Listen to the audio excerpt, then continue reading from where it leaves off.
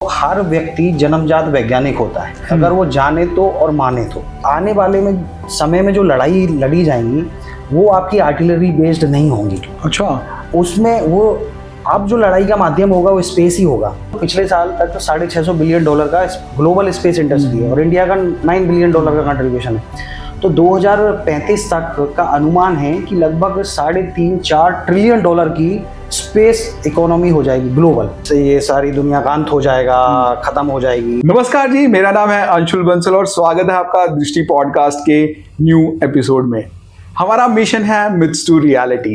देखिए, हमारी सोसाइटी में बहुत सारे मिथ्स हैं और कभी हमने बचपन में पढ़ा होगा या हमारे ख्वाहिश रही होगी कि हमें ना साइंटिस्ट बनना है।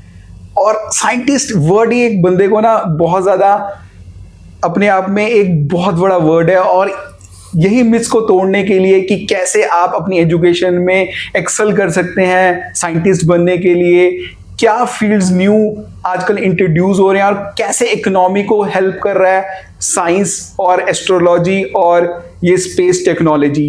तो इसी को मिथ्स को तोड़ने के लिए आज हमारे साथ हैं सीनियर साइंटिस्ट इसरो के doctor Sudesh Thakur ji. Sir, welcome है आपका हमारे पॉडकास्ट में। बहुत स्वागत है सर। सबसे पहली बात ना मुझे यही आती है कि हम साइंटिस्ट कैसे बन सकते हैं, एकेडमिक्स में हमें क्या लें कि हम साइंटिस्ट, इसरो के साइंटिस्ट बन जाएं। जी, क्वेश्चन आपका बहुत अच्छा है। जनरली समाज में ऐसी अवधारणा है कि जो साइंटिस्ट हैं वो कोई साइंस का सब्जेक्ट लेंगे, फिजिक्स, केमिस्ट्री, मैथ, बायो, इस तरह के सब्जेक्ट्स लेंगे तो ही वो साइंटिस्ट कहलाएंगे। लेकिन मेरा मानना है, और सनातन में प्राचीन काल से ही, कि जो विज्ञान है और उसको आगे ले जाने वाले जो लोग हैं जिनको वैज्ञानिक बोलते हैं, तो हर व्यक्ति जन्मजात वैज्ञानिक होता है, अगर वो जाने तो और माने तो। वो कैसे कि कोई भी विज्ञान है, कोई भी वैज्ञानिक है, वो डेटा के साथ खेलता है। ठीक बात। वो किसी भी फील्ड में हो, चाहे केमिस्ट्री हो, बायो हो, फिजिक्स हो, हर फील्ड में जब हम कोई एक्सपेरिमेंट करते हैं, आपने भी स्कूल कॉलेज में देखा होगा कि जब हम एक्सपेरिमेंट्स करते हैं तो हम पूरा प्लान करते हैं, डिजाइन ऑफ एक्सपेरिमेंट करते हैं, पूरा जो भी आउटकम होता है, जो रिजल्ट्स होते हैं उनको रिकॉर्ड करते हैं और फिर उनको इंटरप्रेट करते हैं और कंपाइल करते हैं, एनालाइज करते हैं। तो जो व्यक्ति इस विधा में पारंगत है कि वो कैसे ऑब्जर्व करता है चीज़ों को, कि हमारे आसपास की जितनी भी चीज़ें हैं हम उनको कैसे ऑब्जर्व करते हैं, उसका डेटा कैसे कलेक्ट करते हैं और उस डेटा को कैसे इंटरप्रेट करके उपयोगी बनाते हैं, वो अप्लाइड हो, किसी भी फील्ड में हो, चाहे वो स्पेस में हो, चाहे वो सोसाइटी के लिए हो, चाहे बिजनेस के लिए हो। तो मेरा ऐसा मानना है कि हर व्यक्ति जन्मजात साइंटिस्ट है, लेकिन उसको वो समझना पड़ेगा। ठीक बात। ये जो मिथ है कि ये पर्टिकुलर DRDO में जाएंगे या एटॉमिक एनर्जी प्रोग्राम ज्वाइन करेंगे तो ही हम साइंटिस्ट कहलाएंगे, मुझे लगता है कि हर व्यक्ति जन्मजात साइंटिस्ट है। तो अगर बात करते हैं कि जो बच्चा है या उसके पेरेंट्स हैं तो उनको किस तरह की स्टडी करानी चाहिए साइंटिस्ट बनने के लिए और किस तरह का आगे उनका फ्रेमवर्क रहना चाहिए पूरा, तो उसको अगर मैं देखूं कि हमारे देश में 42 काउंसिल्स हैं और हर काउंसिल एजुकेशन से जुड़ी है। जैसे डेंटल काउंसिल ऑफ इंडिया है, रिहेबिलिटेशन काउंसिल ऑफ इंडिया है, bar council of India, ISRO, DRDO, atomic energy, ये सारी काउंसिल्स हैं जो एजुकेशन के डिफरेंट डायमेंशन से जुड़ी हैं। तो जैसा मैंने पहले बताया कि जो डेटा है उसको समझने का, जनरेशन का जो टेक्निक है, वो अगर हम अपने बच्चों को बताएं कि किस तरह से हमें डेटा को, और उससे पहले डेटा तब आएगा जब हमारी ऑब्जर्वेशन कैपेबिलिटीज़ अच्छी होंगी। तो अगर उस तरह की चीज़ें हम अपने, विशेषकर जब स्कूल में हम पढ़ते हैं तो स्कूल के जो टीचर्स हैं उनको ध्यान देने की ज़रूरत है कि बच्चे की जो ऑब्जर्वेशन कैपेबिलिटीज़ हैं वो अच्छी हों। उसके लिए जैसे अनादिकाल में आपने पढ़ा होगा, आपने देखा होगा कि हमारे जो भी गुरुकुल होते थे उन गुरुकुलों के अंदर कोई अल्फ़ाबेट नहीं बच्चों को पढ़ाया जाता था। ठीक बात है। 10-12 साल की उम्र तक बच्चे को फ्री फ्लो में छोड़ दिया जाता था। बच्चा खेलता था, बच्चा कोई काम करता था, मिट्टी में जाता था, खेतों में जाता था, और जो आचार्य होते थे वो सिर्फ ऑब्जर्व करते थे। पहले एक आचार्य को बहुत अच्छा ऑब्जर्वेंट होना की ज़रूरत है। जब वो एक ऑब्जर्वेंट होगा तो वो बच्चों को ऑब्जर्वेशन कैपेबिलिटीज़ बताएगा। तो जो वो काम वहाँ होता था उसके बेसिस पे आप देखेंगे कि हमारे अनादिकाल में हर व्यक्ति एक तरह से साइंटिस्ट होता था, उसकी जो एनालिटिकल पावर्स होती थी, उसकी थिंकिंग जो होती थी, आइडियोलॉजी होती थी, वो साइंटिफिक होती थी। इसी को अगर आप मॉडर्न डे में देखें, हमारे देश के अंदर छोटा बच्चा होता है 1-2 साल का, जब बोलने लगता है ना, तो उसके मम्मी पापा ऐसे अनार, ऐसे एप्पल, ऐसा बोलने उसे सिखाते हैं। नहीं बोलता तो एक मार दें खींच के और वो बच्चा रोने लगता है। तो उसकी क्या मनोदशा होती होगी, मनोस्थिति होगी। तो इस तरह का अभी हमारे देश में चल रहा है। तो लेकिन अभी आप देखेंगे कि यूरोप का एक देश है फिनलैंड, वहाँ का जो मॉडर्न एजुकेशन सिस्टम है, उसमें 10 साल की उम्र तक बच्चे को कोई अल्फाबेट नहीं सिखाया जाता है। अच्छा। फ्री फ्लो में वहाँ पे छोड़ देते हैं।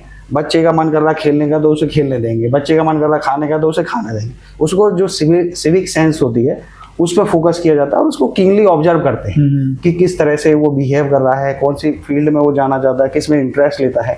तो इस तरह की जो चीज़ें हैं वो हमें स्कूल लेवल पर इम्प्लीमेंट करने की ज़रूरत है, क्योंकि जब स्कूल लेवल से बाहर है तो कक्षाएं होगी प्लस हमारी जो प्री केजी, यूकेजी, एलकेजी वो होती हैं। तो कुल मिला के लगभग 15 साल बच्चा स्कूल के अंदर व्यतीत करता है। अगर स्कूल वाली ड्यूरेशन में बच्चे के अंदर इस तरह की कैपेबिलिटीज़ डेवलप हो गई तो वो साइंटिस्ट बनेगा, बिजनेसमैन बनेगा, इंजीनियर, डॉक्टर बनेगा।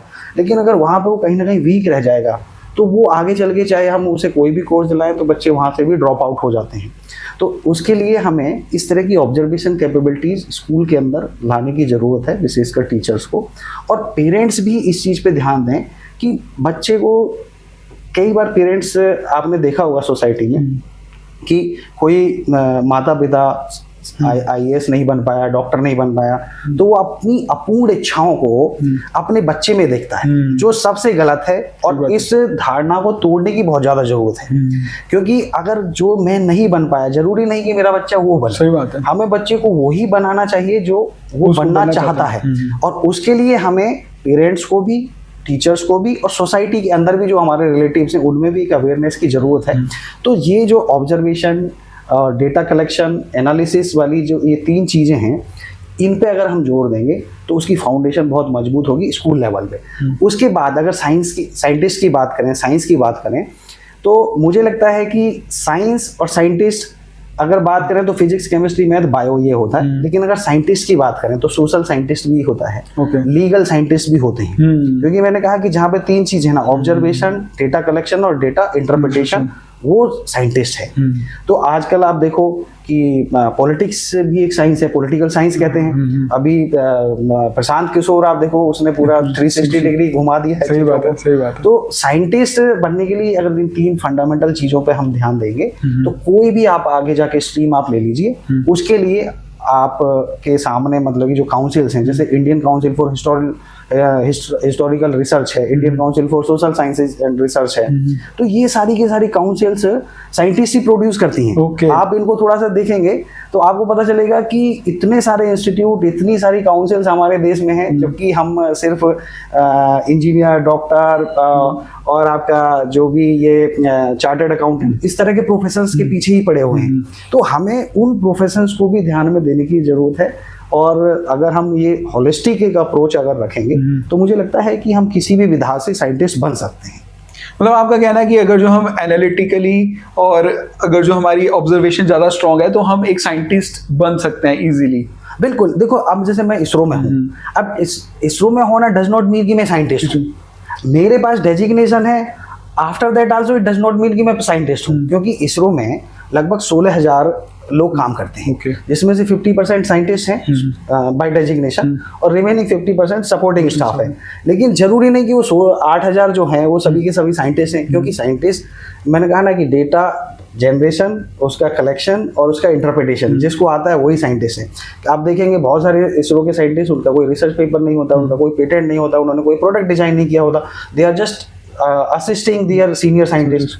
तो आपको ये 3 चीजें आना बहुत जरूरी है। ये नहीं कि आप DRDO में हैं, एटॉमिक एनर्जी में हैं, उसमें आपके पास डेजिग्नेशन साइंटिस्ट का है, लेकिन आप रियली में तो साइंटिस्ट नहीं है ना, क्योंकि आपने साइंटिफिक फील्ड में कंट्रीब्यूशन ही नहीं किया। ठीक है सुधीर जी, जब भी ना साइंटिस्ट की बात आती है ना, एक इमेज आती है कि बंदा बड़े बड़े बालों वाला, अगर वाइट बालों वाला, अगर आप तो इतने यंग साइंटिस्ट बन चुके हैं, तो आपने अपनी एकेडमिक्स में क्या किया कि आप साइंटिस्ट बन गए? जी, मैं तो देखा जाए तो मैं तो एक्सीडेंटल साइंटिस्ट हूँ। मेरा साइंटिस्ट बनने का इच्छा नहीं था। मैंने बीटेक किया केमिकल इंजीनियरिंग में। ओके। और मैं अपने कॉलेज डेज से, इवन उससे पहले से, मेरा लिटरेचर में बहुत इंटरेस्ट रहा है और अभी भी है। तो मैं पोएम्स, स्टोरीज ये सब लिखता था, अभी भी लिखता हूँ। मेरी कुछ पुस्तकें भी हैं ऐसी स्टोरीज और पोएम्स की। और उसके बाद मेरा मूवी मेकिंग में इंटरेस्ट जगा, तो मैंने 2 डॉक्यूमेंट्रीज भी बनाई थी अपनी कॉलेज डेज में। Okay, great. तो उनको काफ़ी अप्रिशिएट किया, कई सारे फिल्म फेस्टिवल्स में भी गई। तो मैं तो एक आर्टिस्ट बनना चाह रहा था, और इसकी ध्यान में रखते हुए मैंने आईटी इंडस्ट्री में मेरी प्लेसमेंट भी हुई थी 2-3 कंपनीज में। तो मैंने वो ज्वाइन करना था, लेकिन उसकी ज्वाइनिंग में थोड़ा टाइम लगा।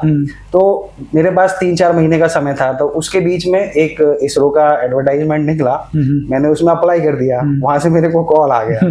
तो मैंने सोचा कि चलो ठीक है, अभी 2-3 महीने का समय है, तो तब तक त्रिवेंद्रम और थोड़ा केरला वगैरह घूम लेंगे। वो टीए भी सब कुछ दे रहे थे इंटरव्यू के लिए, तो मैंने वो ऑप्ट कर लिया, मैं वहाँ चला गया। उसके बाद मेरा इंटरव्यू हुआ, तो इंटरव्यू भी 5 ही मिनट हुआ। अच्छा। तो 5-6 क्वेश्चंस उन्होंने पूछे। तो लेकिन मुझे इतना कॉन्फिडेंस आ गया था इंटरव्यू के बाद कि मेरा हो जाएगा। और 1 महीने बाद रिजल्ट आया तो मेरा हो भी गया। उसके बाद तब भी आईटी इंडस्ट्री में जिसमें मेरा प्लेसमेंट हुआ था उसका ज्वाइनिंग नहीं आया था। तो मैंने सोचा कि चलो ज्वाइन कर लेते हैं कुछ दिन। ठीक है। तो अभी तो बस, जब मैं इंटरव्यू के लिए गया था तो 2-3 दिन त्रिवेंद्रम में रुका, तो मैंने कहा 2-4 महीने वहाँ काम कर लेते हैं। तो जब मैं वहाँ गया तो हमारा ना एक IITP होता है, ISRO induction training programme. Okay. तो जो IITP था, मेरा IITP 18 था। जैसे बैचेज होते हैं, जैसे आपका IPS का बैच है, तो ऐसे IRS, ऐसे अपना इसरो में भी एक बैच सिस्टम होता है। ओके। तो मैं IITP 18 का हूँ। ओके। तो IITP 18 में हमारे अराउंड 300 प्लस साइंटिस्ट थे। तो उनका 2 बैचेज में ट्रेनिंग हुआ। एक त्रिवेंद्रम में, कई सारे सेंटर्स हैं इसरो के, तो विक्रम साराभाई स्पेस सेंटर में हमारा था, दूसरे ग्रुप का दूसरे सेंटर में था, लिक्विड प्रोपल्शन सिस्टम सेंटर। तो वहाँ पे जो नर्चरिंग हुआ, 1.5 महीने का क्लासरूम ट्रेनिंग था। अच्छा। तो उन 1.5 महीनों में हर रोज कम से कम 5-6 लेक्चर्स होते थे। और वो 5-6 लेक्चर्स वो साइंटिस्ट देते थे जिन लोगों ने इसरो के शुरुआती दिनों से अपना जीवन, अपनी जवानी, अपना सब कुछ देश के लिए सर्वस्व न्यौछावर किया। और अपना संगठन में भी यही रहता है कि व्यक्ति सब कुछ वो करता है। वो जीता जागता एक प्रोफेशनल फील्ड में मुझे इसरो में देखने को मिला। तो जब वो एक अपनी सक्सेस स्टोरीज बताते थे, तो जैसे अब हम लोग कई बार देखते हैं कि हम फेलियर से डर जाते हैं, ठीक बात। लेकिन इसरो की शुरुआती फेलियर से हुई। सही बात है। तो फेलियर मतलब इसरो मतलब फेलियर, तो ऐसा पहले सिनोनिम बन गया था। ओके। जो आपका SLV है, जिसको, जो हमारा शुरुआती लॉन्च व्हीकल था, तो उसका वो जो एक्सपेंशन था, वो मीडिया ने सी लविंग व्हीकल कर दिया था क्योंकि वो बार बार समुद्र में गिर जाता था। ठीक बात। तो इस तरह की शुरुआत मतलब कि इसरो की हुई। और वो जो लोग थे जो हमारी उस 1.5 महीने की ट्रेनिंग में हमारी मेंटरिंग कर रहे थे, तो मेरे को उनसे इतना इंस्पिरेशन मिला। और जो मेरा पूरा ख्याली वो था दिमाग में कि मैं आईटी में जाऊंगा और मूवी मेकिंग और ये सारी चीज़ें, क्योंकि उन 1.5 महीनों के शुरुआती दिन में मैंने वहाँ जाके भी, जो मलयाली फिल्म इंडस्ट्री है वहाँ पे जाके, क्योंकि वो खुरापाती दिमाग था वो वाला, तो मैं वहाँ जाके डायरेक्टर्स और एक्टर्स वगैरह से मैंने कई सारे मॉडलिंग प्रोग्राम्स में भी वहाँ पार्टिसिपेट किया और जीता भी। तो वो सब था, लेकिन वो धीरे धीरे 1.5 महीने के अंदर वो फेड आउट हो गया। और मैं मतलब कि मेरे को इसरो में इंटरेस्ट आता चला गया। फिर 1.5 महीने के बाद मुझे ऐसा लगा कि मेरे को अगर नौकरी करनी है तो सिर्फ इसरो में करनी है, उसके बाद नहीं करनी है। तो इस तरह का मेरा सफ़र रहा। मेरा कोई इच्छा नहीं थी ट्रूली स्पीकिंग कि मैं साइंटिस्ट बनूंगा, लेकिन मैं एक्सीडेंटली बन गया। बट एक अच्छी चीज़ ये है कि मैं एक्सीडेंटली बना, बट मैं अब प्रूवन साइंटिस्ट हूँ। तो मैंने, अगर पेपर्स की बात की जाए तो मेरे 63 रिसर्च पेपर्स हैं इंटरनेशनल जर्नल्स में। और वो जो पेपर्स है, ऐसा भी नहीं है कि जो लोअर या मीडियम कैटेगरी की जर्नल्स हैं, एवरेज जो इम्पैक्ट फैक्टर है वो 5-6 का इम्पैक्ट फैक्टर है। मेरे 14 पेटेंट्स हैं और मेरी 18 बुक्स हैं साइंस की डिफरेंट डायमेंशंस में, कुछ लिटरेचर के ऊपर भी हैं। तो मैंने दर्जनों प्रोडक्ट्स भी बनाए हैं, पहले विक्रम साराभाई स्पेस सेंटर में और अभी सेमीकंडक्टर लेबोरेटरी में। तो अभी मुझे संतुष्टि है कि मैं बेशक एक्सीडेंटली बना, बट मुझे संतुष्टि है कि मैंने कुछ कंट्रीब्यूट किया। क्योंकि मेरी धारणा है कि जो 3 बेसिक फंडामेंटल्स हैं साइंटिस्ट बनने वाले, observation, data generation, data collection और डेटा इंटरप्रिटेशन। तो वो मैं अपने आप को कहीं ना कहीं पाता हूँ कि मैंने उसको पूरा किया है। जो स्पेस टेक्नोलॉजी है वो रॉकेट साइंस बोला जाता है, क्या वो कॉमन मैन के लिए यूजफुल है? जी, आपने बहुत अच्छा क्वेश्चन पूछा कि जब भी कोई हमारे लाइफ में डिफिकल्टी आती है तो हमेशा हम बोलते हैं कि ये कौन सा रॉकेट साइंस है, इतना डिफिकल्ट थोड़ी है। तो सबसे ज़्यादा डिफिकल्ट जो इस दुनिया में कोई चीज़ है तो वो रॉकेट साइंस है। उसके पीछे कारण भी है।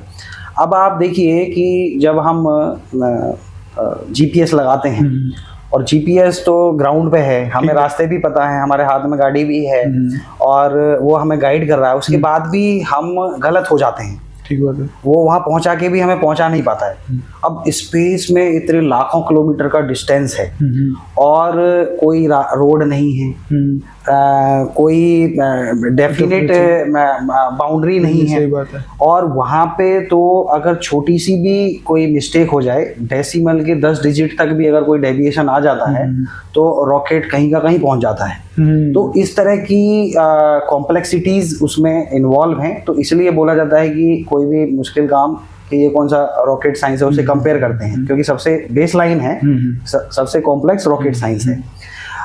बात अगर कॉमन मैन की करें तो शुरुआत के दिनों में, क्योंकि जब आप देखेंगे कि रसिया यूएसएसआर उसके नाम से जाना जाता था उस समय, और यूएसए, दोनों के बीच में कोल्ड वॉर भी था। उसके मुख्य जो वजह थी वो स्पेस वॉर ही था, स्पेस एक्सप्लोरेशन था। तो उस समय अगर देखें तो उस समय की जो स्पेस रेस थी वो कॉमन मैन के लिए इतनी उपयोगी नहीं थी। लेकिन आज के टाइम में over a period of time, और विशेषकर डॉक्टर विक्रम साराभाई का अगर जिक्र करें तो विक्रम साराभाई ने जब स्पेस एक्सप्लोरेशन इंडिया में और स्पेस प्रोग्राम्स इंडिया में शुरू किए तो उनका पहला जो ऑब्जेक्टिव था वो यही था कि हम स्पेस साइंस को ह्यूमैनिटी के लिए कैसे उपयोगी कर सकते हैं, उसके लिए काम करेंगे। हम कोई वारफेयर या वर्चस्व या अपने आप को सुप्रीमेसी वाली फीलिंग दिलाने के लिए, दुनिया में अपना वर्चस्व स्थापित करने के लिए ये काम नहीं करेंगे। और इसरो ने ये काम किया भी। और आज अगर पूरी दुनिया की स्पेस एजेंसीज की जो भी प्रोग्राम्स चल रहे हैं उन सबको देखें और कॉमन मैन के लाइफ में जो बदलाव आया है, तो आप देखेंगे कि सबसे कॉम्प्लेक्स जो साइंस है वो आम आदमी के लिए सबसे ज़्यादा उपयोगी है। अच्छा, आज आप देखें टेली मेडिसिन की हम बात करते हैं, टेली एजुकेशन की बात करते हैं। अब टेली मेडिसिन क्या है कि सैटेलाइट से अब कोई मान लो एक अच्छा सर्जन है, कार्डियोलॉजिस्ट है। अब एक कार्डियोलॉजिस्ट अगर 24 घंटे में से 4 घंटे सोने के बाद 20 घंटे भी ऑपरेशन करेगा तो वो कितने लोगों का ऑपरेशन कर पाए। सही बात है। लेकिन अगर उसको टेली मेडिसिन के साथ जोड़ दिया जाए तो वो एक ऑपरेशन के साथ लाखों ऑपरेशंस कर सकता है। अच्छा, तो वो कैसे काम करता है कि जो इसके लिए डेडिकेटेड सैटेलाइट्स होते हैं, वो जो रोबोट्स होते हैं, रोबोटिक साइंस का यूज़ होता है, आपका स्पेस साइंस का यूज़ होता है, जो और उसके बाद जो आपकी मेडिकल साइंस है उसका भी यूज़ होता है कि जब सिमिलर टाइप ऑफ पेशेंट्स होते हैं, लेट्स से कि सभी में एक जैसा स्टंट डालना है, तो जो कार्डियोलॉजिस्ट है वो एक जगह फिजिकली ऑपरेट कर रहा होगा, बाकी जगह उसके रोबोट्स ऑपरेट कर रहे होंगे। अच्छा। और वो सभी के साथ कनेक्टेड होगा टेली मेडिसिन के माध्यम से। सेम वे में टेली एजुकेशन है। अब टेली एजुकेशन भी यही है। अब एक जो टीचर है वो क्लासरूम आप देखें तो उस क्लासरूम में ज़्यादा से ज़्यादा 100, 150, 200 बच्चों को एड्रेस कर सकता है। लेकिन अगर उस क्लासरूम को हम वर्चुअल बना दें और पूरे दुनिया में वो क्लासरूम्स रिप्लिकेट कर दें तो आप देखेंगे वो सब सैटेलाइट के माध्यम से हो रहा है। आपका मोबाइल है, अब ये मोबाइल के बाद अब ये जो हम पॉडकास्ट रिकॉर्ड कर रहे हैं ये पॉडकास्ट भी लोग देखेंगे, एक रिक्शे वाला भी देखेगा, एक गांव का किसान भी देखेगा। वो सब सैटेलाइट के कारण ही हुआ। सैटेलाइट मतलब रॉकेट साइंस के कारण हुआ। और ज़्यादा डाउन द लाइन आप जाएं तो एग्रीकल्चर में आज के टाइम में, जैसे अनादिकाल में हमारी जो अंतरिक्ष विज्ञान थी वो काफ़ी उन्नत थी, उसकी भी मैं आपको जानकारी दूंगा। लेकिन आज मॉडर्न डे में अगर हम देखें कि ये रॉकेट साइंस कैसे उनके लिए उपयोगी है तो वेदर फोरकास्टिंग एक बहुत इंपॉर्टेंट है। तो उसके लिए कई सारे मेट्रोलॉजिकल सैटेलाइट्स होते हैं जो वेदर की फोरकास्टिंग करते हैं। प्लस कुछ कार्टोसैट्स होते हैं जो आपका मिनरल्स हैं या जो रिसोर्सेज हैं वो लैंड की इवेल्युएशन कर लेते हैं कि ये जो लैंड है ये किस तरह की फर्टाइल है, यहाँ पे हम इसके नीचे कितना पानी है, तो यहाँ पे हम कौन सी कल्टीवेशन कर सकते हैं। तो इस तरह की जो हेल्प है किसान बंधुओं की, वो सब में भी रॉकेट साइंस का उपयोग है। और इससे ज़्यादा आगे बढ़ गए अगर जैसे फिशिंग है, फिशिंग हमारा क्योंकि बहुत बड़ा कोस्टल लाइन है, ठीक बात है, तो इस कोस्टल लाइन में आप देखेंगे कि फिशिंग एक बहुत बड़ा प्रोफेशन है हमारे देश में। बहुत सारे लोगों की जो रोजी रोटी वो फिशिंग पर डिपेंड करती है। अब पहले क्या होता था कि जो आप देखेंगे कि हम कई सारी स्टोरीज भी पढ़ते हैं कि कैसे एक बच्चा मछली पकड़ रहा है, लेकिन समुद्र में मछली पकड़ना थोड़ा मुश्किल होता है क्योंकि अगर फिशिंग जोन आपको नहीं पता है तो आप सुबह से शाम तक जाल डाला हुआ है लेकिन वहाँ कोई मछली नहीं आ रही है। लेकिन रॉकेट साइंस का इस्तेमाल करके स्पेशली जो डेडिकेटेड सैटेलाइट्स हैं वो क्या करते हैं, वो रिसोर्स मैनेजमेंट का काम करते हैं। वो जो इमेजेस हैं उनको प्रोसेस करके बताएंगे कि ये फिशिंग जोन है। ठीक बात। तो वो आज इसरो और हमारी जो अप्लाइड जो एप्लीकेशंस हैं स्पेस साइंस की, वो फिशरमैन की बहुत काम आ रही हैं। तो फिशरमैन जो जाते हैं उनको पहले से बता देते हैं कि ये पर्टिकुलर रीजन फिशिंग जोन है, यहाँ पे आप फिशिंग कीजिए। तो वो बहुत कम समय में बहुत ज़्यादा मात्रा में मछलियाँ पकड़ लेते हैं। इसके अतिरिक्त आप देखेंगे कि कई बार क्या है कि ये जो फिशरमैन है मछलियां पकड़ते हुए अंदर चले जाते हैं। अब उनको क्या है कि नेविगेशन की बड़ी समस्या होती थी, तो उसके लिए भी इसरो ने छोटे छोटे बॉक्सेस डेवलप किए हैं नेविगेशन वाले।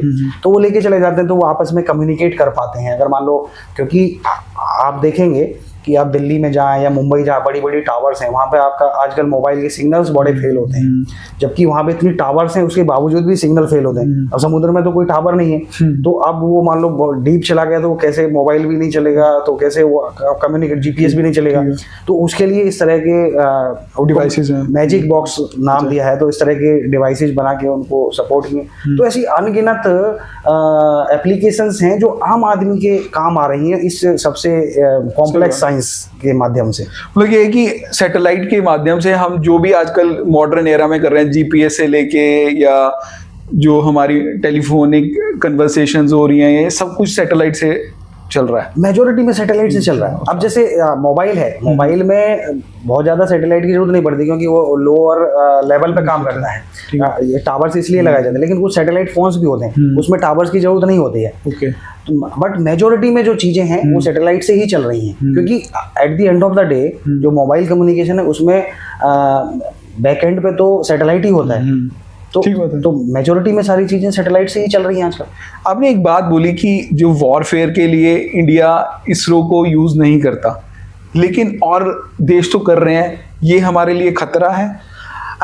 देखो, हम शांति प्रिय देश हैं। हमारी हमेशा से फिलॉसफी ये रही है कि हम किसी पर अटैक नहीं करेंगे, और ये पूरा इतिहास है। और ये आज मॉडर्न डे में अगर कोई भी हमारी गवर्नमेंट्स देखें तो सबकी यही फिलॉसफी रहती है। लेकिन इसका ये बिल्कुल मानना नहीं है कि हमें तैयार नहीं होना, क्योंकि आने वाले में समय में जो लड़ाई लड़ी जाएंगी वो आपकी आर्टिलरी बेस्ड नहीं होंगी। अच्छा। उसमें वो अब जो लड़ाई का माध्यम होगा वो स्पेस ही होगा।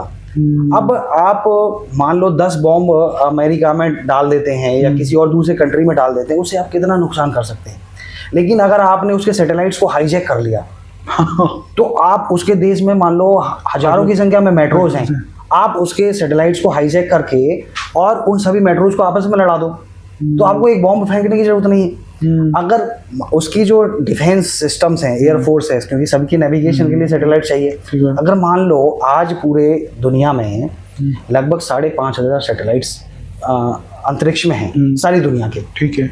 उन 5,500 सैटेलाइट्स को अगर मान लो कि किसी सुपर पावर में, जैसे पहले ध्रुवीकरण होता था देशों का, तो अगर वो ध्रुवीकरण कर लेते हैं और हमारे पास वो टेक्नोलॉजी के वो 5.5 सैटेलाइट्स को हम 1 सेकंड के अंदर अपने कंट्रोल में ले लें, तो वो तो धराशायी हो जाएंगे, वो तो युद्ध वैसे ही हार जाएंगे, क्योंकि ना उनका एरोप्लेन उड़ेगा, ना उनका कोई फाइटर जेट है, वो कुछ नहीं उड़ेगा। सही बात है। तो आज आने वाले टाइम में लड़ाई स्पेस बेस्ड ही होगी, उसके लिए इसरो की जबरदस्त तैयारी है। अच्छा। अभी आप देखेंगे कि हम दुनिया में पहले 3-4 देशों में हैं जो किसी भी सैटेलाइट को अंतरिक्ष में ब्लास्ट कर सकता है, हम किसी भी सैटेलाइट को डिस्ट्रॉय कर सकते हैं। अच्छा। वो कैपेबिलिटी हमारे पास है। अच्छा। क्योंकि देखो, अगर सामने वाले व्यक्ति के पास शक्ति ज़्यादा है और आप कितने भी शांति प्रिय हैं, तो आपको भी शक्ति ज़्यादा रखनी पड़ेगी, उससे ज़्यादा, तभी वो व्यक्ति शांत रहेगा। तो जब तक हमारे पास न्यूक्लियर पावर नहीं थी तो चाइना ने अटैक किया, और अगर हम स्पेस में अपने आप को सशक्त नहीं करेंगे तो कोई भी देश आकर हमको धमकाएगा। तो उसके लिए इसरो की ज़बरदस्त तैयारी है, और इंडिया की जो स्पेस पॉलिसी है उसका भी यही मानना है कि हमें हर फील्ड में अपने आप को मजबूत तो करना ही है, सशक्त तो करना ही है। और आप देखेंगे चाहे चंद्रयान है, जो मून एक्सप्लोरेशन है, वो इसी का एक उदाहरण है। मंगलयान, मार्स एक्सप्लोरेशन, वो इसका है। अभी पीछे आदित्य मिशन गया, तो वो सब इसी दिशा में है। क्योंकि स्पेस पे अगर हम अच्छे से होल्ड नहीं रखेंगे तो कल को हमारे पास कुछ भी हो जाए, कितनी भी मिसाइल्स हों, कितनी भी बड़ी आर्मी हो, फिर भी हम हार सकते हैं। तो स्पेस में मजबूती बहुत ज़रूरी है, और वारफेयर के लिए ये एक सेंटर पॉइंट रहेगा।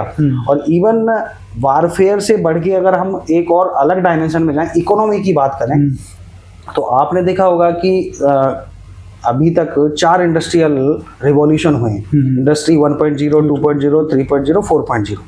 अब जो 4.0 है वो AI और ये सारी चीज़ें चल रही हैं, ठीक है। अब जो इंडस्ट्री 5.0 होगा वो टोटली स्पेस बेस्ड होगा। अच्छा। अभी 5,500 सैटेलाइट्स पूरे दुनिया के अंतरिक्ष में हैं। अब आपने सुना होगा कि एलन मस्क की जो कंपनी है स्पेस एक्स, तो वो लगभग 10-12 हज़ार सैटेलाइट से, छोटे छोटे नैनो सैटेलाइट से लोअर अर्थ में प्लान कर रहे हैं। क्योंकि अभी भी जो थर्ड वर्ल्ड कंट्रीज़ हैं उनके वहाँ पे जो नेट की स्पीड है, या जो समुद्र के अंदर जो नेट की स्पीड है, वो उस लेवल की नहीं है। तो उसके लिए एक Galaxy of satellites lower earth में छोड़ना पड़ेगा। तो उसके लिए उस तरह की योजनाएं बन रही हैं। तो जो इंडस्ट्री 5.0 होगा वो सारा, मतलब कि जो भी इकोनॉमी आने वाले टाइम में होगी वो स्पेस बेस्ड होगी। जो जितना ज़्यादा कम्युनिकेशन पावर में, जितना ज़्यादा इंटरकनेक्टिविटी होगी, या जितने भी हमारे इंस्टीट्यूशंस हैं उनका इंटरवीविंग होगी, वो सारी की सारी चीज़ों के लिए स्पेस बेस्ड सर्विसेज की ज़रूरत पड़ेगी। यूएस में जैसे स्पेस एक्स टेक्नोलॉजीज यूज़ कर रहे हैं, क्या इंडिया में भी सिमिलर एंटरप्रेन्योरशिप आ रही है स्पेस में? बिल्कुल आ रही है। ये आपने बहुत ही युवाओं के मन की बात की है। 2021 से पहले जो भारत के अंदर जो स्पेस प्रोग्राम है, वैसे तो पूरी दुनिया में ही अगर आप बात करें, space programme state funded programmes हैं। क्योंकि स्पेस में बहुत ज़्यादा कॉम्प्लेक्सिटीज़ हैं और बहुत कुछ डिस्टर्बेंसेस हो सकते हैं, तो स्टार्टिंग से किसी भी देश ने स्पेस को पब्लिक के लिए नहीं खोला था, प्राइवेट सेक्टर के लिए ओपन नहीं किया था। लेकिन जैसा आपने कहा कि यूएसए ने ओपन किया, तो स्पेस एक्स, ब्लू ओरिजिन, ऐसी बड़ी बड़ी कंपनीज जिनका कई बिलियन डॉलर का मार्केट कैप है, ऐसी आई। और आज अगर पूरी दुनिया में स्पेस इकोनॉमी की बात करें तो ग्लोबल जो स्पेस इंडस्ट्री है वो लगभग $650 बिलियन की है। $650 बिलियन। और पिछले साल का ये डेटा मैं आपको बता रहा हूँ, 2023 का, इस साल का अभी कंपाइल होगा। और उस $650 बिलियन में भारत का कंट्रीब्यूशन आप जानेंगे ना तो हैरान हो जाएंगे, वो मात्र $9 बिलियन का है। अच्छा। तो अब सारा इस 650 में मेजर जो स्टेक है वो यूएसए का है। ओके। क्योंकि वहाँ पे प्राइवेट सेक्टर के लिए ओपन किया हुआ है। तो ये विषय हमारी वर्तमान सरकार ने समझा, कुछ जो एडवाइजर्स थे उन्होंने इसकी गूढ़ता समझी। तो आप देखा होगा कि 2-3 साल पहले स्पेस पॉलिसी आई है, नई स्पेस पॉलिसी आई है। एक new space India private limited करके एक पब्लिक सेक्टर अंडरटेकिंग भी बना है। अंतरिक्ष कॉर्पोरेशन तो पहले से ही काम कर रहा था। एक इंडियन स्पेस एसोसिएशन भी बना है ISPA के नाम से। तो ऐसी कई सारे इनिशिएटिव्स हुए हैं।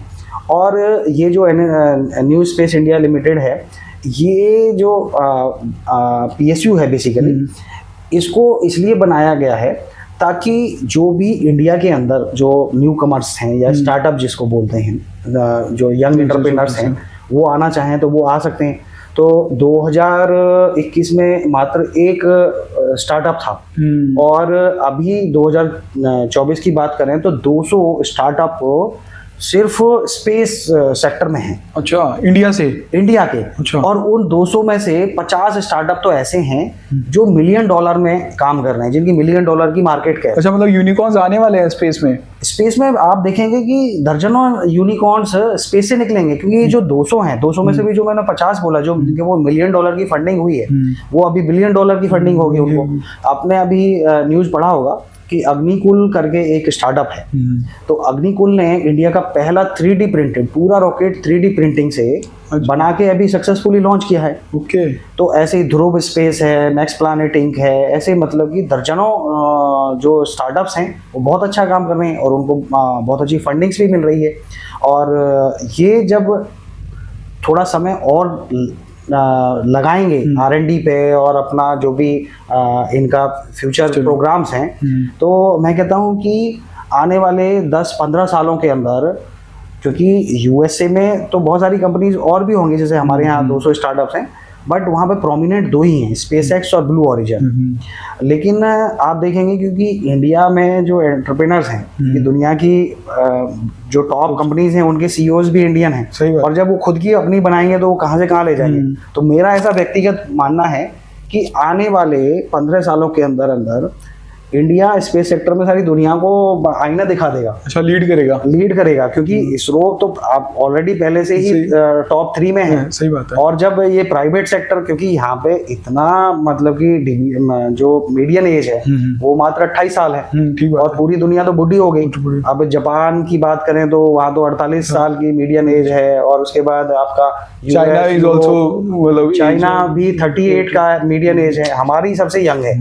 और अब हमारे यहाँ पे IITs हों चाहे IIMs हों, इस तरह के जो नेशनल इंपोर्टेंस के इंस्टीट्यूशन 167 है, 1176 यूनिवर्सिटी हैं, 52,000 कॉलेजेस हैं, 15.5 लाख स्कूल्स हैं, इतने 26.5 करोड़ बच्चे स्कूलों में पढ़ते हैं, 4.25 करोड़ बच्चे कॉलेजेस में पढ़ते हैं। और जो अभी भारत सरकार ने एक अटल इनोवेशन मिशन करके जो प्रोजेक्ट शुरू किया है, वो इतना बड़ा कैटलिस्ट होगा इस एंटरप्रेन्योरशिप फ्रेमवर्क में कि वो 2 सेगमेंट में काम करता है। स्कूल्स के अंदर अटल टिंकरिंग लैब्स के नाम से, तो जो छोटे बच्चे हैं उनके अंदर कैसे इनोवेशन और आपकी एंटरप्रेन्योरशिप स्किल, इस तरह की चीजें ग्रो करें, इनकलकेट की जाए।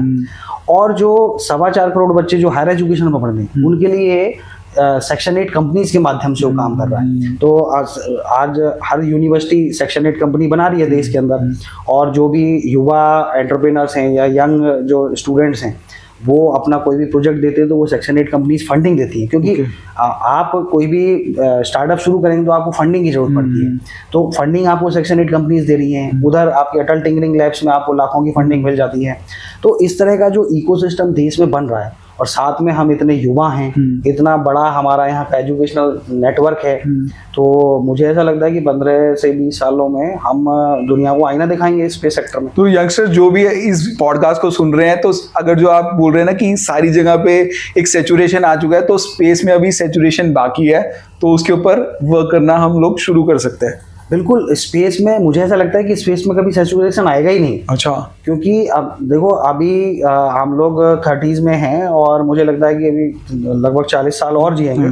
तो आपके और हमारे जीवन काल में स्पेस इंडिया का पीक पे पहुंचेगा।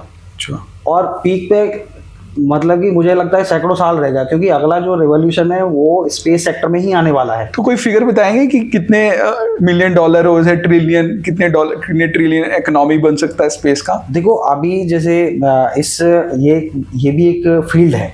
इस वाले फील्ड में भी जो हमारे यंग एंटरप्रेन्योर्स हैं या यंगस्टर्स हैं या यंग स्टूडेंट्स हैं, उनके लिए बहुत अच्छी अपॉर्चुनिटी है कि जो डेटा के लिए ना, जैसे स्टैटिस्टिका और इस तरह की कुछ कंपनीज हैं जो ये डेटा कंपाइल करती हैं। तो ऐसी एक रिपोर्ट में पढ़ रहा था, तो पिछले साल तक तो $650 बिलियन का ग्लोबल स्पेस इंडस्ट्री है, और इंडिया का $9 बिलियन का कंट्रीब्यूशन है। तो 2035 तक का अनुमान है कि लगभग $3.5-4 ट्रिलियन की स्पेस इकोनॉमी हो जाएगी ग्लोबल। और अगर हमारे यूथ, हमारी गवर्नमेंट और हमारी जो भी ब्यूरोक्रेसी और पेरेंट्स और जो भी फैकल्टीज़ हैं, वो सभी अगर इसमें सपोर्ट करें, तो 2035 आने में लगभग ये 11 साल का समय है। तो 11 साल में हम कम से कम 30-35% तक उसमें अपना हिस्सेदारी कर सकते हैं। और 30-35 का मतलब है कि $1 ट्रिलियन, $1 ट्रिलियन से ऊपर और ये करना ही पड़ेगा, क्योंकि जैसे भारत अभी 5वें नंबर की अर्थव्यवस्था है, अगर भारत को तीसरे नंबर पे जाना है और तीसरे से दूसरे पे जाना है, तो 2 सेक्टर्स में भारत को लीड रोल लेना पड़ेगा। एक तो हो गया स्पेस बेस्ड, क्योंकि स्पेस में अगर हम प्रोग्रेस करेंगे तो $1.25 ट्रिलियन तो यहीं से हो जाएगा। तो अभी हमारी लगभग 4 की है, तो 5 की तो वैसे ही हो जाएगी। इसके अतिरिक्त एक है सेमीकंडक्टर जो फील्ड है उसमें भी भारत का बहुत ही नेग्लिजिबल कंट्रीब्यूशन है। और लेकिन अभी पीछे जैसे स्पेस पॉलिसी आई है, ऐसे सेमीकंडक्टर पॉलिसी भी आई है। काफी फैक्ट्रीज अभी लगी हुई हैं। हाँ, अभी आपने देखा होगा गुजरात में, उत्तर प्रदेश में अभी 11, 12, 13 को सेमिकॉन इंडिया था, तो उत्तर प्रदेश में भी लगा, महाराष्ट्र में, असम में, और आपके जहाँ पे आपका स्टूडियो है उसके बगल में सेमीकंडक्टर लैब है, वहाँ पे मैं भी डेपुटेशन। तो ऐसी इकोसिस्टम भारत में बन रहा है। तो इस फील्ड में यंगस्टर्स के लिए बहुत ज़्यादा अपॉर्चुनिटीज़ है। कोई सेचुरेशन मुझे नहीं लगता कि अगले 50-100 सालों में आएगा। अच्छा। और सिर्फ जो अपॉर्चुनिटीज़ हैं वो ऐसा नहीं कि साइंस ग्रेजुएट्स के लिए ही हैं। जितने भी प्रोफेशंस हैं, फॉर एग्जांपल जैसे लॉ है, अब लोग कहते हैं कि लॉ का स्पेस में क्या काम है, लेकिन अब जब इंडस्ट्री 5.0 आएगा तो सारा स्पेस बेस्ड हो जाएगा, इकोनॉमी स्पेस बेस्ड होगा। तो स्पेस में किसी का सैटेलाइट किसी से टकरा गया तो उसका केस कहाँ लड़ा जाएगा, उसके लिए किस तरह के लॉज होंगे, ऐसा होगा। एक नया फील्ड है। अब मान लो अब अग्निकुल है, उनके 20 सैटेलाइट चल रहे हैं, तो उधर से ध्रुव स्पेस है, नेक्स्ट प्लैनेट है, सबके 20-20, 33 सैटेलाइट चल रहे हैं। अब रिवलरी होती है ना आपस में कि वो उससे आगे निकलना चाहता है, या किसी ने कॉपी कर लिया उसका आइडिया, कॉपी कर लिया, तो उसके लिए स्पेस लॉज होने चाहिए, क्योंकि अब ये नया फील्ड है। क्योंकि earlier it was not related to economy, लेकिन अब ये इकोनॉमी से रिलेट करने लग गया है। इकोनॉमी मैंने बताया ना $650 बिलियन की है, और आगे चल के $3.5-4 ट्रिलियन होगी। तो स्पेस लॉज बढ़ाने जरूरी हैं, बनने हैं कुछ, लेकिन फिर भी जैसे हमारे देश में नेशनल लॉ यूनिवर्सिटीज हैं, जैसे IITs होती हैं, IIMs होते हैं, ऐसे ही नेशनल लॉ यूनिवर्सिटीज हैं। तो पीछे में कई सारी नेशनल लॉ यूनिवर्सिटीज में गया, उनके वाइस चांसलर फैकल्टी से मिला, तो मैंने उनको कहा कि आप स्पेस लॉज पे काम कीजिए, कुछ मतलब कि PhDs आप शुरू कीजिए, कुछ इंटर्नशिप शुरू कीजिए, इसरो के साथ कोलैबोरेट कीजिए, बाकी जो प्राइवेट कंपनीज है उनके साथ कोलैबोरेट कीजिए। क्योंकि आप देखो जैसे अब IT लॉज आए, जब अब आजकल जैसे फाइनेंशियल सेक्टर में डिजिटल पेमेंट्स होती हैं, तो उसमें बहुत सारे फ्रॉड होते हैं, पहले लॉ ही नहीं है, ठीक बात। तो उसको आप कैसे सेटिस्फाई करेंगे, कैसे उस कंप्लेंट को आप आगे प्रोसेस करेंगे। तो अब ये बहुत राइट टाइम है कि हमारी लॉ यूनिवर्सिटीज़ को भी इस फील्ड में काम करना चाहिए। और इसके अतिरिक्त बाकी जो अन्य फील्ड हैं, जैसे चाहे आर्ट हो, चाहे मेडिसिन हो, अब जैसे बात करते हैं मेडिसिन की, तो वहाँ पे क्या है कि ग्रेविटेशनल जो फोर्स है वो होता नहीं है। तो माइक्रो जी में कुछ मेडिसिन्स, इसरो में भी कुछ प्रयोग पहले किए गए कि माइक्रो जी के अंदर कुछ जो बीमारियाँ होती हैं उनका जो हीलिंग रेट है वो अलग होता है, फास्ट होता है। तो मेडिसिनल सेक्टर में एक बहुत अच्छी अपॉर्चुनिटी आने वाली है। जैसे स्पेस स्टेशंस हैं, कुछ मान लो जैसे पैथेटिक, या मान लो कि बहुत ज़्यादा क्रॉनिक डिजीज़ हैं, उन क्रॉनिक डिजीज़ का अगर हम R&D माइक्रो जी में करें तो उसकी जो क्यूरिंग रेट है वो ज़्यादा होता है। तो इस तरह की अपॉर्चुनिटीज़ मेडिकल फील्ड के लिए हैं। फिर टूरिज्म इंडस्ट्री बूम करेगी, हर कोई व्यक्ति जो जिसके पास पैसा है वो जेट खरीदता है, फिर बाद में वो क्या कहते हैं स्पेस शटल खरीदेगा आराम से अपना, ऐसा ही होता है। ठीक बात है। जो स्पेस टूरिज्म भी तो इतना ज्यादा US में पॉपुलर हो रहा है। हाँ बिल्कुल, अब देखो बहुत सारे इंडिया में उद्योगपति हैं, उन्होंने अपनी चार्टर्ड फ्लाइट्स रखी हुई हैं। तो अब जब स्पेस में हमारा स्पेस स्टेशन हो जाएगा, कॉलोनाइजेशन हो जाएगा, तो बड़े बड़े उद्योगपति स्पेस शटल ले लेंगे अपना प्राइवेट, अपना जब मन करेगा वो स्पेस में चले हनीमून मनाने या फैमिली वैकेशंस के लिए स्पेस जाके आएंगे, तो एक अलग ही फीलिंग है। तो ये देखो टूरिज्म सेक्टर, मतलब अब टूरिज्म से बहुत सारी चीज़ें जुड़ी हुई होती हैं आपकी, मान लो टिकटिंग हो गया, और सही बात है, जो और भी ऑपरेशनल चीज़ें होती हैं। तो एक बड़ा सेक्टर खुलने वाला है और ये बहुत राइट टाइम है। तो यंगस्टर्स को इसमें इंटरेस्ट लेना चाहिए, और यंगस्टर्स को ही नहीं, जो हमारी इंडस्ट्री है और जो हमारी अकेडमियाँ हैं उनको भी इस पे ध्यान देने की ज़रूरत है कि कुछ इस तरह की इंटर्नशिप, कुछ इस तरह के कोर्सेज। वैसे भारत में भी एक स्पेस यूनिवर्सिटी है, Indian institute of space science and technology Trivandrum में, वो खोली इसलिए गई थी और अभी भी वो चल रही है। उसके मेजोरिटी में जो ग्रेजुएट्स, पोस्ट ग्रेजुएट्स होते हैं वो इसरो में चले जाते हैं। और क्योंकि अब प्राइवेट सेक्टर भी खुल गया है तो उनको भी trend scientist, space scientist, engineers मिलेंगे। तो बट वो एक यूनिवर्सिटी है। अभी हमें बाकी जो इंस्टीट्यूशंस हैं वहाँ पे भी इस तरह के कोर्सेज शुरू करने चाहिए। कुछ हमें सर्टिफिकेट कोर्स शुरू कर सकते हैं, कुछ हम डिप्लोमा कोर्सेज शुरू कर सकते हैं।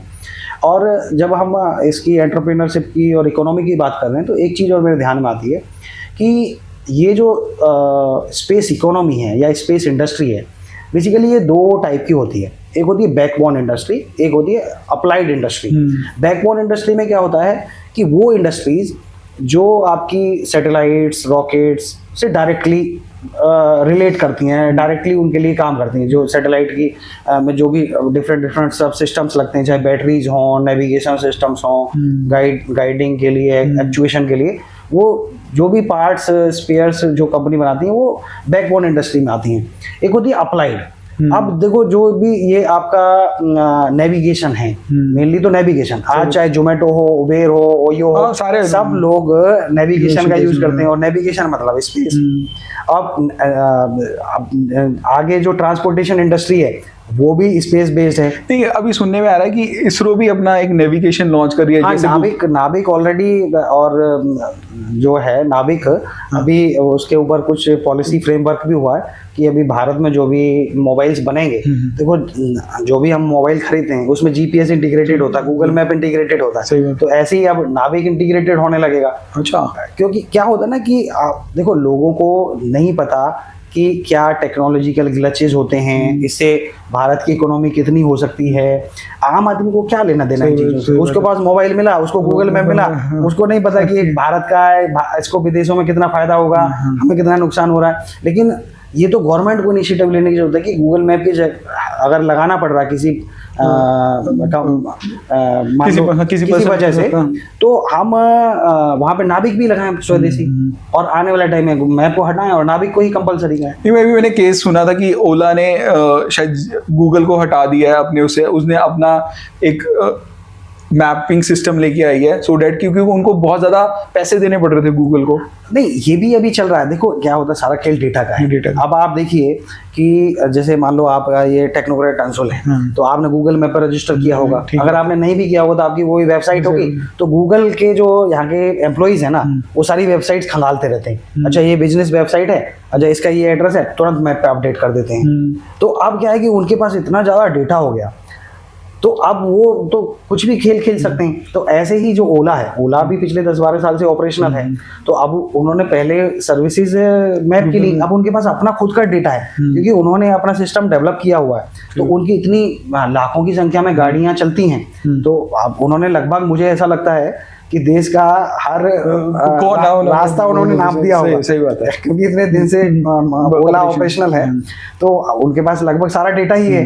और मुझे ऐसा लगता है कि देश का 4-5वां व्यक्ति ओला में जरूर बैठा होगा। तो अब इतने बड़े देश में इतनी संख्या में लोग बैठ लिए ओला में, तो उनके पास डेटा है, तो वो अपना खुद का बना सकते हैं। तो सुदेश जी, आपका एनर्जी लेवल बहुत हाई है और मजा आया जो न्यू एक्सप्लोरेशंस हो रही है और यंगस्टर्स के लिए।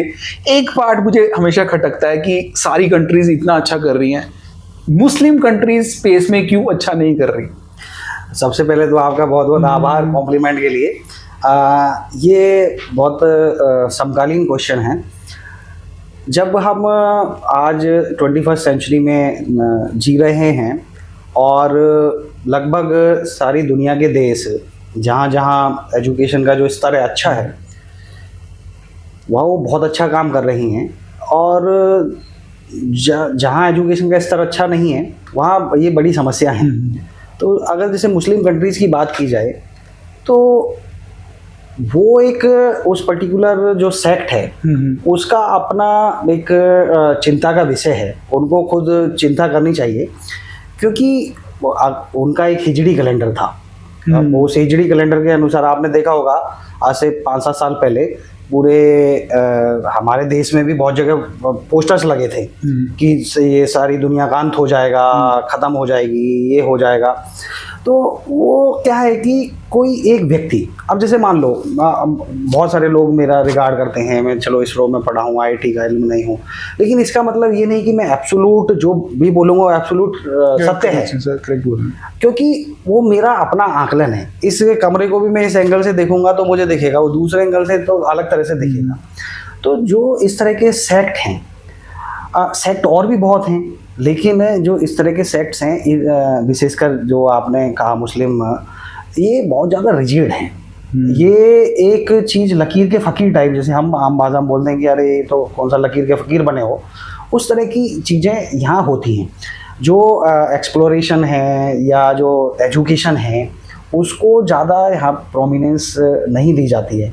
यहाँ पे बस एक अल्लाह है और उसी के इर्द गिर्द बाकी सब काफिर हैं। इस तरह की बहुत ही ज़्यादा आउटडेटेड चीज़ें, मतलब कि आज के 21st सेंचुरी में उनका कोई रिलेवेंस नहीं है। अब मान लो आप मेरी बात से सहमत नहीं है तो अब मैं आपको काफिर थोड़ी मान लूँ। ठीक है। तो अब उस रिलीजन में तो यही है कि जो चीज़ वो बोलते हैं तो वो मानो, नहीं तो आप काफिर हो। तो आप जब इस तरह की सोच रखेंगे, और उस तरह की सोच एक दो व्यक्ति नहीं है, उसका मूल ही ये सोच का है, तो अब ऐसी सोच के साथ आप स्पेस एक्सप्लोरेशन नहीं कर सकते। अब भारत में अब बात करते हैं कि इतने देवता हैं, इतने ऋषि मुनि हैं, इतने पंथ हैं, तो ये तो हिंदुत्व में तो कोई रूल रेगुलेशन नहीं है, कुछ भी करते हैं। तो कुछ भी करते हैं वो एक अपने आप में ब्यूटी है, इसी करके ये आज तक चला आ रहा है। अगर मान लो इसमें भी रिजिडिटी होती तो ये भी टूट जाता। और ये मैं क्यों बता रहा हूँ, इसको कोई धर्मों में बांटने का नहीं है, साइंस का एक रिलेवेंस है इससे, क्योंकि साइंस के लिए आपको फ्री थिंकिंग चाहिए। ठीक बात है। और अब जैसे पीछे आपने गैलीलियो वाली स्टोरी सुनी होगी, तो उसने कहा पृथ्वी गोल है और पृथ्वी सूरज के चारों ओर घूमती है, तो उसको मर्डर कर दिया, फांसी दे दी। सही बात है। तो अब जब इस तरह की कट्टरता किसी धर्म विशेष में रहेगी तो वो कैसे साइंस को नर्चर करेगा। हमारे यहाँ तो हिंदुत्व के खिलाफ भी बोलने वाले हैं और हिंदुत्व के फेवर में भी बोलने वाले हैं, और 50 तरह के पंथ हैं। अब जैसे सिखिज्म है, जैनिज्म है, बुद्धिज्म है, ये कोई धर्म थोड़ी, ये तो धर्म किसी इन्वेडर ने आके बना दिए। ये तो सब पंथ थे। जो गुरु नानक जी को मानते थे वो सिख हो गए, जो बुद्ध भगवान बुद्ध को मानते थे वो बौद्ध हो गए, लेकिन है सब सनातनी, सब हिंदुत्व। तो इस लेवल की फ्लेक्सिबिलिटी चाहिए। अब ऐसे ही साइंस में, अब मान लो मैं एक्सपेरिमेंट कर रहा हूँ, अब मान लो आप मेरे बॉस हैं, अब मैंने कहा सर मेरे को इस डायरेक्शन में, आपने कहा नहीं नहीं ऐसे नहीं, ऐसे करना, तो उस माइंड सेट के साथ कभी भी रिसर्च नहीं होगी। तो मुस्लिम कंट्री मुझे लगता है कि ये सोच के कारण बहुत ज़्यादा पीछे हैं, क्योंकि मतलब वो फ्रीडम नहीं देती है अपने आप को, अपने बच्चों को भी फ्रीडम नहीं दे रहे, वो एक सेट ऑफ रूल्स में अपने आप को डिफाइन करके। बिल्कुल, आप देखिए कि उनके वहाँ सारी जो पढ़ाई लिखाई है, ज़्यादातर मदरसा एजुकेशन चलती है उनके वहाँ, और मदरसे में क्या पढ़ाया जाता है, मदरसे में कुरान की सारी तालीम दी जाती है। अब जब व्यक्ति, और वो तो कुरान जो है, देखो अगर शुद्ध रूप से बात की जाए तो चीज़ें सब काफ़ी सारी मिलती जुलती होती, लेकिन अब जो सनातन है ये क्यों साइंस से ज़्यादा रिलेट करता है, और क्यों ये साइंस बेस्ड कल्चर है, इसका कारण ये है क्योंकि देखो, जब एक आप पुस्तक देखिए, अब एक पुस्तक आप जब कोई साइंस की पुस्तक लिखेंगे तो उसमें कई हजार रेफरेंस आप डालते हैं, कई हजार रिसर्च पेपर से वो पुस्तक बनती है। अब ये जो सनातन है ना, ये पुस्तक है, इसमें कई हजार रिसर्च पेपर्स, मतलब कई हजार इस तरह के सिखिज्म, बुद्धिज्म, जैनिज्म और वैष्णवाइट और शिवाइट, ये इस तरह के लोग मतलब कि कल्ट होते हैं। आज भी हमारे यहाँ इतने सारे धर्म गुरु हैं, चाहे बाबा रामदेव हों, चाहे आर्ट ऑफ लिविंग वाले हों, चाहे जग्गी वासुदेव हों, सबकी अपनी अपनी टीचिंग्स हैं, अपनी अपनी फिलॉसफीज हैं। अभी तो यंग IIT वाले, IIM वाले, आचार्य प्रशांत देखो, IIT, IIM, IAS और बहुत सारे IITians अब इस्कॉन में जा रहे हैं। अभी अब हम शिक्षा महाकुंभ एक कार्यक्रम करें, उसमें बहुत सारे इस तरह के साधु संत आ रहे हैं जो इस तरह की स्पिरिचुअलिटी पर रिसर्च की है। तो ये जो अपना सनातन है, ये इसलिए साइंस बेस्ड कल्चर है क्योंकि इसमें एक पुस्तक है जो मतलब कि हजारों लाखों रिसर्च पेपर से बना है। अब जो अब अब्राहमिक रिलीजन्स होते हैं उसमें एक व्यक्ति ने जैसा सोचा वो पूरा मतलब कि लकीर बन गया, सबको उसी पे ही चलना है, आगे हुए अलग हुए तो आप वो हो काफिर हो। तो इस तरह की मेंटलिटी मुझे ऐसा लगता है कि भारत में वैसे काफ़ी मुस्लिम्स आज मॉडर्न एजुकेशन ले रहे हैं, साइंस में अच्छा काम कर रहे हैं। हमारे देश के राष्ट्रपति डॉक्टर APJ अब्दुल कलाम इसका सर्वश्रेष्ठ उदाहरण है। तो हमें उस रिजिडिटी से बाहर आना पड़ेगा क्योंकि हमारे देश में सबसे ज़्यादा मुस्लिम है पूरी दुनिया में। अगर किसी देश की बात करें तो सबसे ज़्यादा मुस्लिम तो हमारे देश में है और लगभग 50 के आसपास और देश हैं जहाँ पूरे मुस्लिम राज चलता है। तो उन लोगों को इस सोच से बाहर आना पड़ेगा कि आप मॉडर्न टी के नाम पे ये नहीं कि आपने आपके यहाँ पे रिसर्च लगा दी लेकिन आप वहाँ पे भी मदरसा एजुकेशन दे रहे हैं, तो आपको फ्री थिंकिंग में आना पड़ेगा।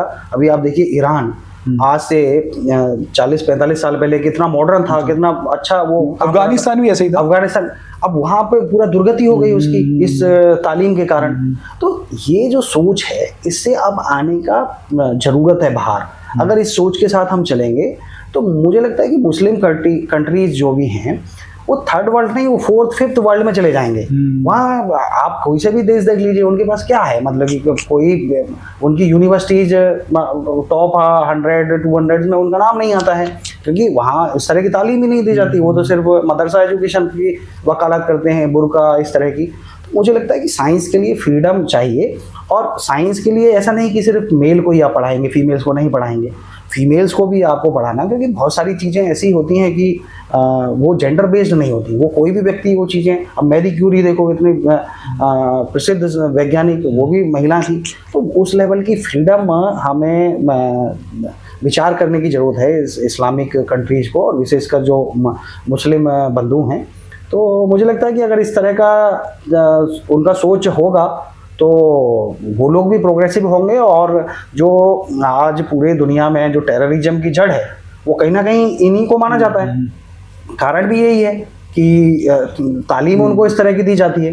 तो अगर ये इस तरह की सोच से बाहर निकलेंगे तो मुझे लगता है कि ये भी अच्छा काम करेंगे और मेरी दिली इच्छा है कि ये लोग इससे बाहर निकलें, विज्ञान को बढ़ावा दें और खुद भी मॉडर्न बने और पूरे इस देश की पूरे विश्व की सर्वे भवन्तु सुखिनः सर्वे सन्तु निरामया, अपना जो मूल मंत्र है सुखना मंत्र, तो उसमें वो भी कहीं ना कहीं कंट्रीब्यूट कर पाएंगे, पूरे दुनिया को अपना परिवार समझ पाएंगे और वो काफिर वाला सिस्टम है उसको अपने दिमाग से बाहर निकालें। तो बस मैं तो यही कहना चाहूँगा। ठीक है, तो फ्रेंड्स, डॉक्टर सुदेश ठाकुर जी ने हमें बहुत कुछ बताया एज अ एंटरप्रेन्योर, कैसे आप स्पेस में वर्क कर सकते हैं, बहुत सारे मिथ्स को ब्रेक किया। तो अगर जो आपको इस वीडियो से वैल्यू मिला होगा तो प्लीज़ हमें फॉलो कर लें, सब्सक्राइब कर लें और अगर जो वैल्यू मिला होगा तो अपने फ्रेंड्स के साथ शेयर करना ना भूलें। जल्द ही मिलेंगे दृष्टि टॉक के न्यू पॉडकास्ट के साथ।